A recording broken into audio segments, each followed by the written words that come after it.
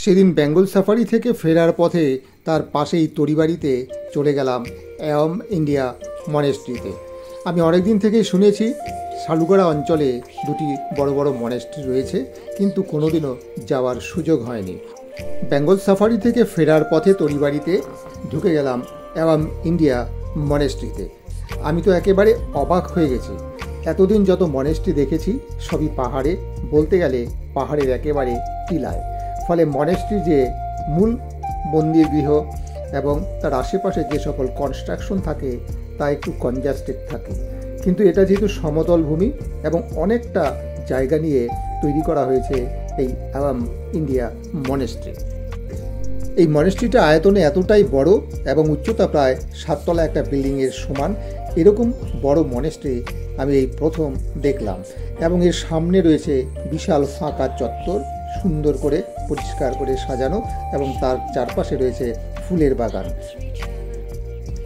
জমিটি সমতল এবং আয়তনে অত্যন্ত বড় হওয়ার জন্য প্রতিটি অংশই ব্যবহার করা হয়েছে সুন্দরভাবে, এবং সুন্দরভাবে ফুটিয়ে তোলা হয়েছে এই মনেস্ট্রির সৌন্দর্য।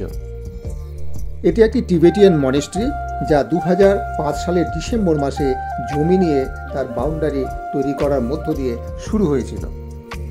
2006-এর 6 জানুয়ারি গুরু রিনপোচে এই জায়গা পরিদর্শন করেন এবং মঠ তৈরির বা মনেস্ট্রি তৈরির অনুমোদন দেন। 2008 সালের 26শে ফেব্রুয়ারি বুদ্ধিস্ট রিলিজিয়াস রিচুয়ালসের ব্যাপারে আরও একটি পরিদর্শন হয়।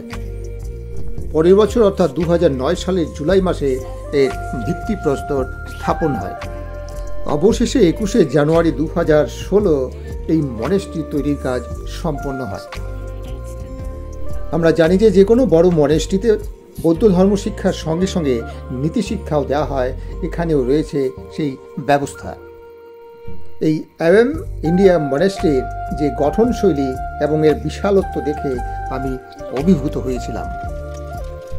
মনেস্ট্রির মধ্যে রয়েছে বিশালাকৃতির পিতলের বৌদ্ধ মূর্তি, এবং গ্রাউন্ড ফ্লোরে গর্ভগৃহের চারপাশ ঘিরে রয়েছে অসংখ্য ধর্মচক্র, শতাধিক তো হবেই।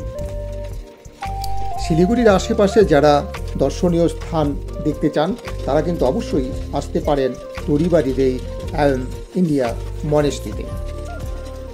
বুদ্ধং শরণম গচ্ছামি, সংঘম শরণম গচ্ছামি। কিছুক্ষণের জন্য এই স্পিরিচুয়াল অমৃত পান করে নিতে পারেন, একেবারে চিত্ত শান্ত হয়ে যাবে।